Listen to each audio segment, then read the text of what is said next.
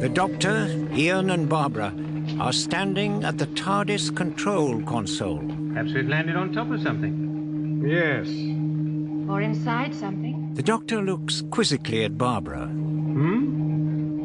Strangers in Space, written by Peter R. Newman. As Susan comes over to join them, the Doctor taps a flickering dial on the console. This says everything has stopped but the ship. What did you mean, Barbara, inside something? Perhaps that's why we still appear to be moving. About the scanner, Doctor. Covered with static.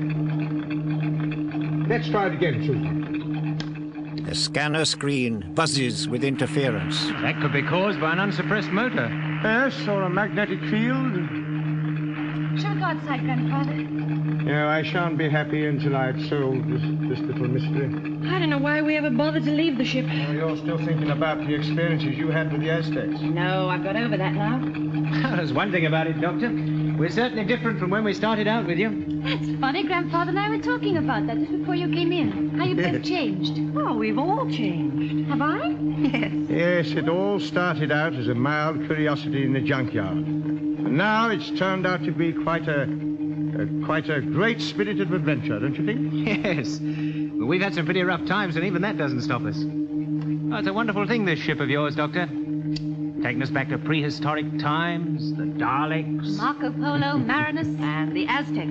Yes, and that extraordinary quarrel I had with that English king, Henry VIII. You know, he threw a parson's nose at me. Well, what did you do? Threw it back, of course. Take them to the tower, he said. That's why I did it. Why? Well, TARDIS was inside the tower. Of course. That was long before you appeared on the scene. However, now, let us get back to this little problem. Open the door, Susan. You checked everything, Doctor? Yes, plenty of fresh air, temperature normal. Oh, just the unknown, then. Precisely. The four travellers turn from the console to face the heavy double doors of the TARDIS as they swing inwards. They walk out and into a dimly lit control room. At one end, two figures are slumped in chairs in front of the instrument panels of a highly advanced flight deck. Ian looks back. You were right, Barbara. We have landed in something. It's a spaceship. Close the door, Susan. Susan turns back to the police box shape of the TARDIS, taking out her key. Let us be careful. There's been some kind of catastrophe here. Susan locks the TARDIS door and follows the others as they cautiously explore the spaceship's bridge. They cross to one of the seated figures.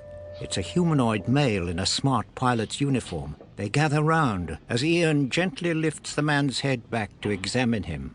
There's no sign of life. He takes the pilot's wrist and checks for a pulse. Dead. Susan walks over to the other uniformed figure. This one's a girl. The others join her, and this time Barbara checks for a pulse. I'm afraid she's the same.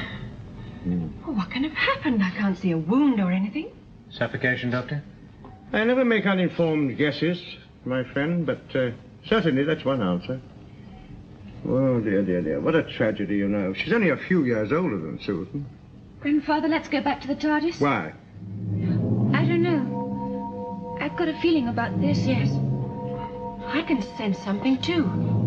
You mean that whatever it was killed them could kill us? Chesterton, have you noticed anything about this watch? Ian looks at the girl's watch, and the Doctor darts over to the man's body to inspect his watch, too. Ian comes over. Neither of them are working. These are the non-winding time.